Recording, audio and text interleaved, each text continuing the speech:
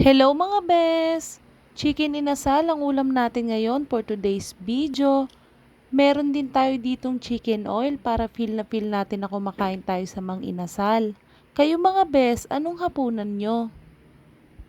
Comment down below naman dyan mga bes kung anong pagkain nyo ngayon for today's video. Syempre, hindi mawawala ang ating sausawan na toyo kalamansi at siling pula mga bes.